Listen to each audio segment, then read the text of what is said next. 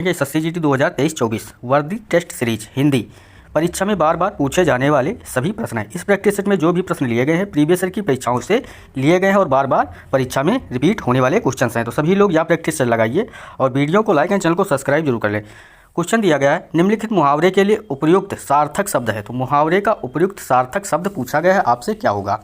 मुहावरा दिया गया है नानी याद आना। क्या दिया गया है? नानी याद आना।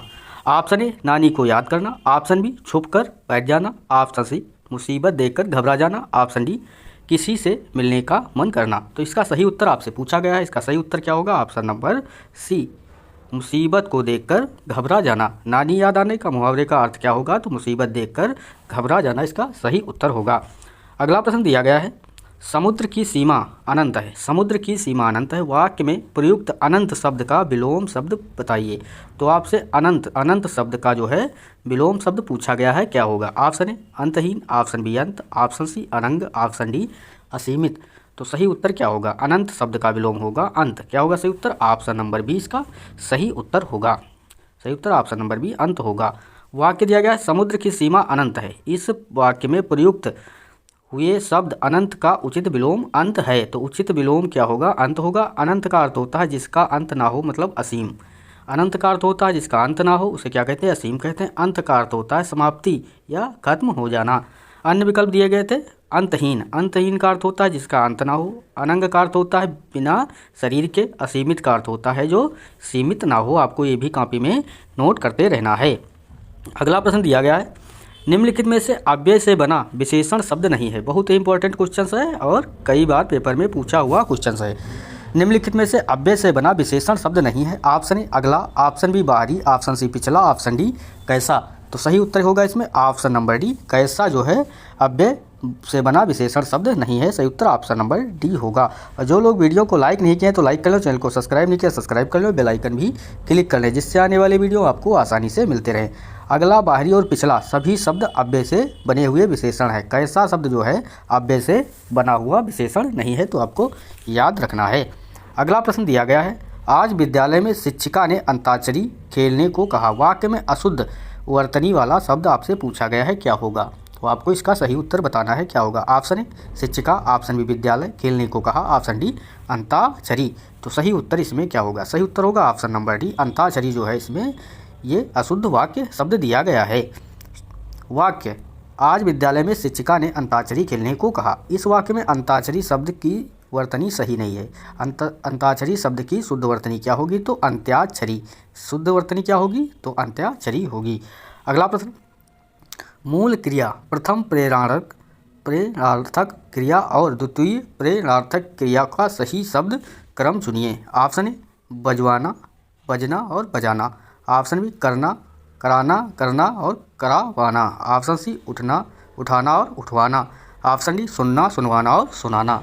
तो सही उत्तर इसमें क्या होगा? सही उत्तर होगा ऑप्शन नंबर सी, उठना, उठाना और उठवाना इसका सही उत्तर होगा ऑप्शन नंबर सी। आपको याद रखना है। जिसका खंडन ना हो सके, वाक्यांश के लिए उचित शब्द बताइए। जिसका खंडन ना हो सके, वाक्यांश के लिए उचित शब्द पूछा गया। ऑप्शन ए खंडित, ऑप्शन बी खंडनीय, ऑप्शन सी अखंडनीय, ऑप्शन डी समूल। तो सही उत्तर इसमें क्या होगा? सही उत्तर होगा ऑप्शन नंबर सी अखंडनीय। जिसका खंडन ना हो सके उसे क्या कहते हैं? अखंडनीय कहते हैं। अखंडनीय, जिसका खंडन ना हो सके। अन्य विकल्प दिए गए थे, समूल। समूल के लिए वाक्यांश क्या होगा? जड़ से युक्त। खंडनीय, जिसका खंडन हो सके। खंडित, टुकड़े किया हुआ उसे क्या कहते हैं? खंडित कहते हैं। अगला प्रश्न, रेखांकित शब्द समूह के लिए सर्वाधिक उपयुक्त विकल्प चुनिए। मुसीबत का हमारा वह किसी और स्थान पर जा बसा। तो किसी और स्थान पर जा बसा। तो रेखांकित शब्द समूह के लिए सर्वाधिक उपयुक्त विकल्प चुनना है। रेखांकित शब्द क्या है? किसी और स्थान पर। ऑप्शन ए तत्र, ऑप्शन बी अनंत्र, ऑप्शन सी सर्वत्र, ऑप्शन डी अत्र।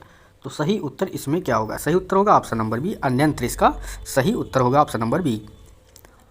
वाक्य दिया गया था, मुसीबत का मारा वह किसी और स्थान पर जा बसा। रेखांकित शब्द किसी और स्थान पर, सर्वाधिक उपयुक्त शब्द अन्यंत्र होगा। अन्यंत्र का अर्थ होता है दूसरी जगह और कहीं। तो इसका अन्यंत्र का अर्थ क्या होता है? दूसरी जगह और कहीं, ये इसका अर्थ होता है। जो लोग वीडियो को लाइक नहीं किया तो लाइक कर लो, चैनल को सब्सक्राइब नहीं किया सब्सक्राइब कर लो, बेल आइकन भी क्लिक कर लें। इस जल में अनेक जीव हैं। रेखांकित शब्द का विलोम शब्द का चयन कीजिए। जल का जो है विलोम शब्द आपसे पूछा गया है। ऑप्शन ए सलिल, ऑप्शन बी तालाब, ऑप्शन सी थल, ऑप्शन डी स्थान। तो सही उत्तर होगा ऑप्शन नंबर सी थल।